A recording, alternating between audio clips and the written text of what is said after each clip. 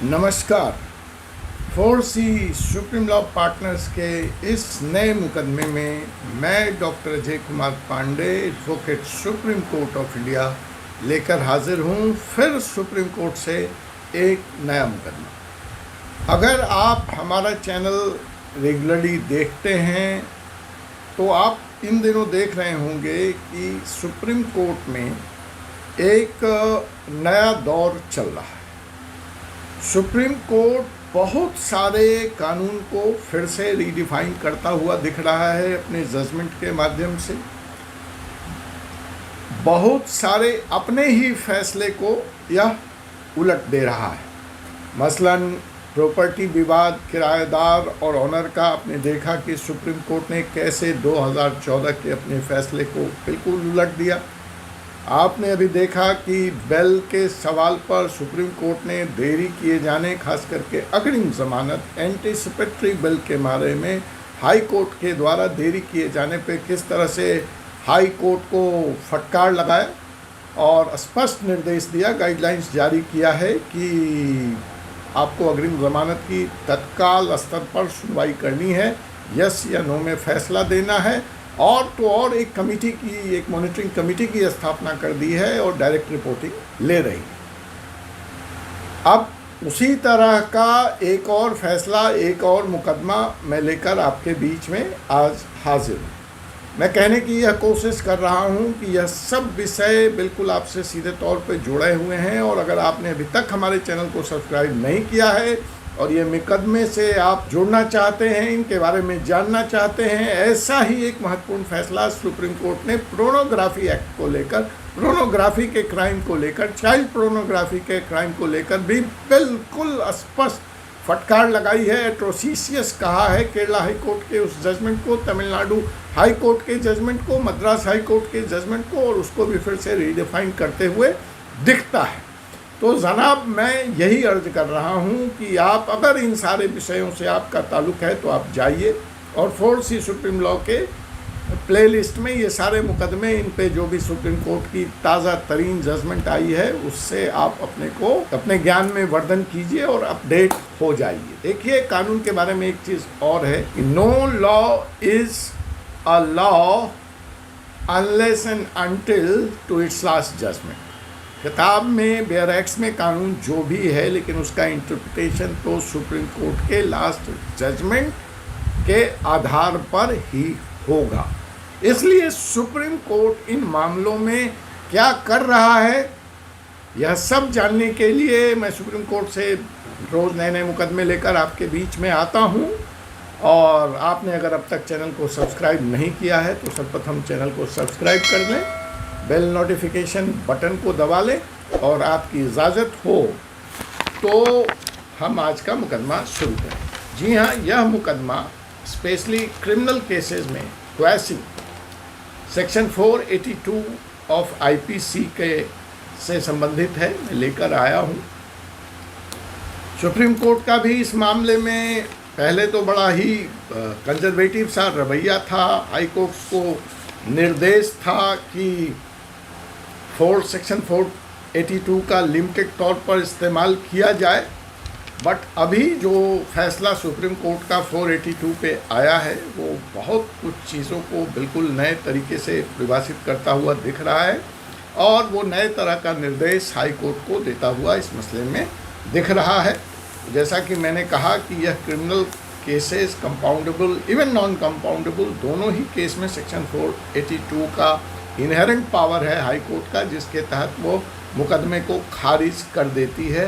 High court बिना investigation और trial तक का इंतज़ार किए हुए एक स्पेशल प्रोसेस ऑफ लॉ है जो कि प्रदत्त की गई है, जो ताकत हाई कोर्ट को, ताकि किसी भी निर्दोष व्यक्ति का अनावश्यक उत्पीड़न न हो सके। लेकिन जैसा कि मैंने कहा कि ये एक बहुत ही स्ट्रिक्ट गाइडलाइंस के तहत हाई कोर्ट्स पे आता था और मेरा जो अपना अनुभव है कानून का, मैंने देखा है कि high courts when it comes to quashing of the complaints specially then they are tight fist. ये मुश्किल होता है, क्वैसिंग को जल्दी हाई कोर्ट मानता नहीं है, लेकिन सुप्रीम कोर्ट के इस फैसले के बाद और ये तमाम केसों में इन निर्देशों के बाद शायद स्थिति कुछ बदले, ऐसी मैं अपेक्षा करता हूँ। तो आइए हम शुरू करते हैं सुप्रीम कोर्ट के इस मुकदमे में, जिसमें सुप्रीम कोर्ट ने, मैं पहले ही बता दूं कि एक क्रिमिनल कंप्लेंट को जिसका नेचर था सिविल का, सिविल ट्रांजैक्शन। देखिए होता क्या है वकालत में, आप भी वाकिफ़ हैं और अक्सर हम भी देखते हैं कि एक कॉन्ट्रैक्ट का वायलेशन होता है, एक सिविल ट्रांजैक्शन कहीं गोज़ रॉन्ग है वायर, और ऐसी स्थिति में जब आप पुलिस को अप्रोच करते हैं तो पुलिस वाला आपसे कहता है कि देखिए ये मुकदमा सिविल नेचर का है, मैं इसमें आपकी कोई मदद नहीं कर पाऊँगा। बिल्कुल सही है। फिर आप एक वकील साहब के पास जाते हैं, वकील साहब भी यही कहते हैं सिविल का मुकदमा है, बरसों बरसों तक खींचेगा, कुछ मिल नहीं पाएगा। तो जो ऑन ग्राउंड सिचुएशन है कि कई दफ़ा पुलिस वालों की सलाह पर या फिर किसी वकील साहब की सलाह पर, या वकील अपना दिमाग खुद लगाता है, वकील बहुत स्मार्ट होता है, वह इसको क्रिमिनल नेचर दे देता था। तो ये बेसिकली एक वायलेशन ऑफ कॉन्ट्रैक्ट, एक कॉन्ट्रैक्ट फ्रस्ट्रेटेड हुआ, एक कॉन्ट्रैक्ट टूटा, करार टूटी, और या एक ट्रांजैक्शन फेल हुआ, उसमें लेकर दो पार्टियों के बीच में विवाद हुआ। देखने में यह सिविल नेचर की कंप्लेन लगती है, सिविल नेचर का विवाद लगता है, लेकिन इसको हम तुरंत ही क्रिमिनल नेचर का बता देते हैं या बनवा लेते हैं। तो ऐसा ही एक मुकदमा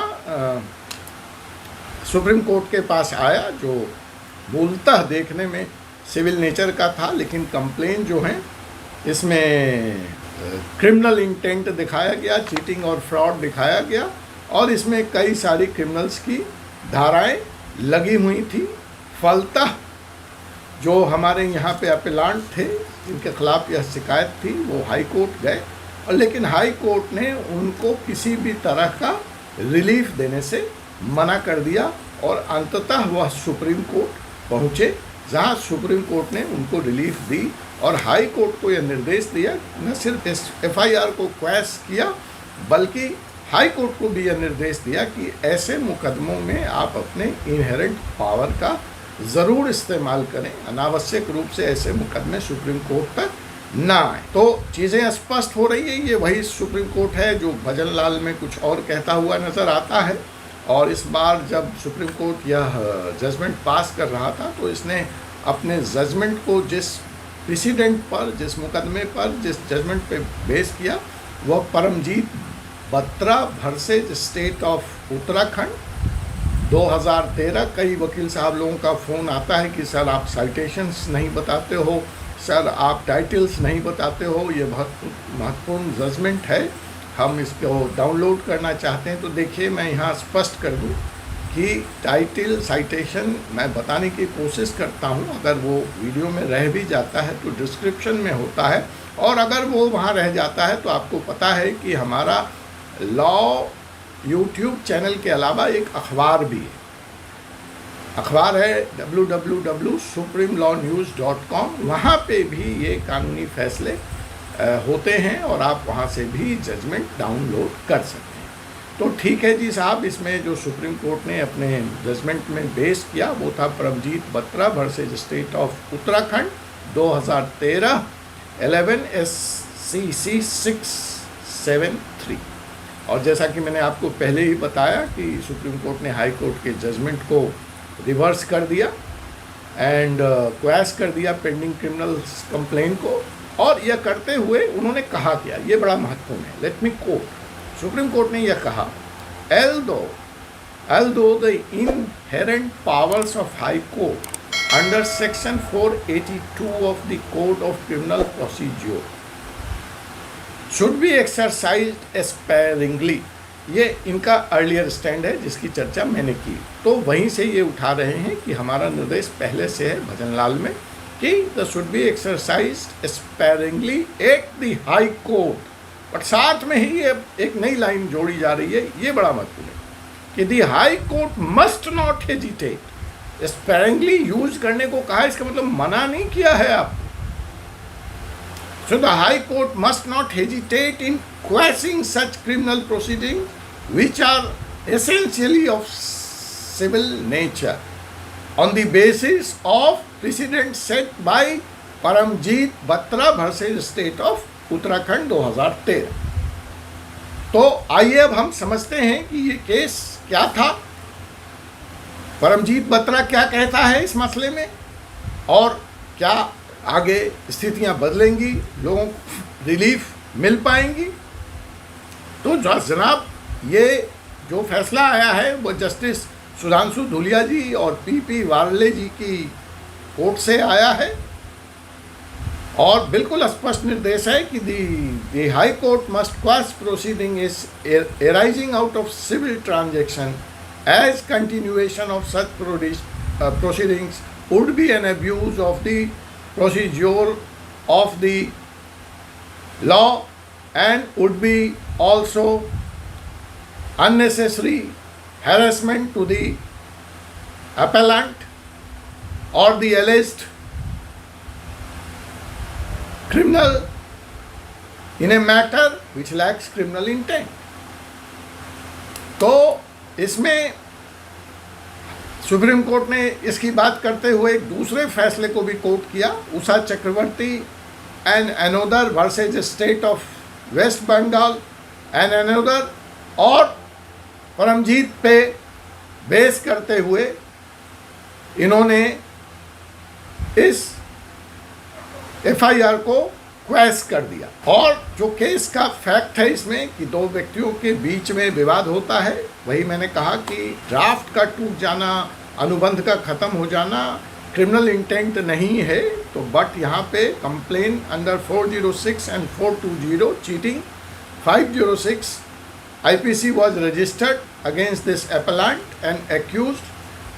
और विवाद क्या था, ये एक साइकिल का ट्रांजैक्शन था जिसमें एक पक्ष का कहना है कि उसकी टोटल पेमेंट 1,01,58,574 रुपये बनती है, और उसको जो पेमेंट मिली थी वो करीब 62 लाख रुपए की पेमेंट मिली थी। तो एक तो इस पेमेंट की डिफिसिट का मसला है, और जिस व्यक्ति ने 62 लाख रुपए दिया उसका कहना था कि 62 लाख रुपए की भी पेमेंट जो है वो ज़्यादा की गड़ गई है। जो साइकिल असेंबल करने का ट्रांजैक्शन मेरे साथ इनके साथ हुआ था उससे ज़्यादा पैसे इन्होंने लिए अपनी मर्जी से। इन्होंने नंबर ऑफ साइकिल्स असेंबल जो किए वो बढ़ा लिए और अमाउंट भी बढ़ा लिया। यहाँ से इन दोनों पक्षों का विवाद होता है, लेकिन विवाद में 406, 420 और 506 लगा करके इसको क्रिमिनल बना दिया गया।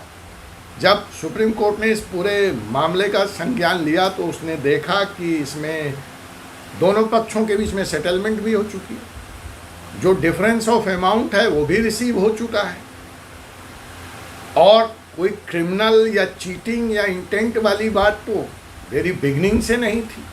यह तो हिसाब किताब का ऊपर नीचे हेर फेर, लेन देन, भूल चूक का मसला है, तो इसमें क्रिमिनल कहाँ से आ। और इसी को आधार मानते हुए हाई कोर्ट को उसने आड़े हाथों भी लिया और कहा कि आपको यहाँ पर बिल्कुल अपने पावर का, इनहेरेंट पावर का इस्तेमाल करना चाहिए था, और हाई कोर्ट के इस फैसले को सुप्रीम कोर्ट ने उलट देने का काम किया। तो जैसा कि मैं कह रहा था कि इससे शायद आने वाली स्थिति जो है वो बदलेगी। फैसले के मैं तफसील में या डिटेल में मुझे इस चैनल का फॉर्मेट जाने की इजाज़त नहीं देता है, लेकिन अगर आप लोगों में से कोई इंटरेस्टेड है तो ज़रूर आप कमेंट के माध्यम से या और दूसरे संपर्क माध्यम से मेरे तक पहुँचें। मैं इसकी डिटेल्स आपको उपलब्ध कराऊंगा। और जाते जाते मैं कोट कर देता हूं कि आखिर जिस जजमेंट पर सुप्रीम कोर्ट ने यह फैसला दिया है परमजीत बत्रा, वो क्या कहता है। वो सिंपल तौर पे कहता है Paramjeet Batra that every breach of contract wouldn't essentially give rise to an offense of cheating। Contract का टूट जाना चीटिंग नहीं बन जाएगा unless the fraudulent or dishonest intention on the part of accused is shown by the complainant since the making of the contract। जिस दिन से करार हुआ, अनुबंध हुआ, उसी समय से जो चीटिंग या डिसऑनेस्ट इंटेंशन परिलक्षित होना चाहिए, स्पष्ट प्रमाणित होना चाहिए, तब कहीं जाकर के ये 420 506 का मुकदमा क्रिमिनल बन पाएगा। अगर वो intent of dishonesty, intent of cheating नहीं है, इंटेंट पे जोड़ है, देख लीजिए, एक्शन पे जोड़ नहीं है, इंटेंट अगर ऐसा है और आप उसको प्रमाणित कर पाते हैं तब और बात है, वरना it is just a break of the contract, it is just a breach of the contract and should be dealt with civil laws.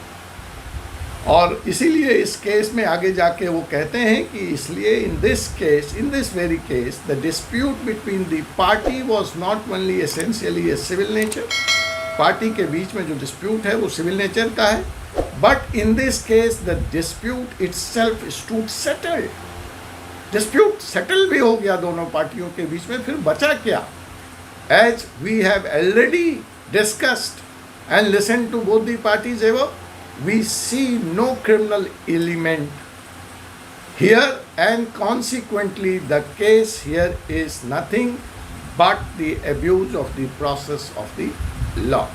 यह कहते हुए इसने केस को खारिज कर दिया।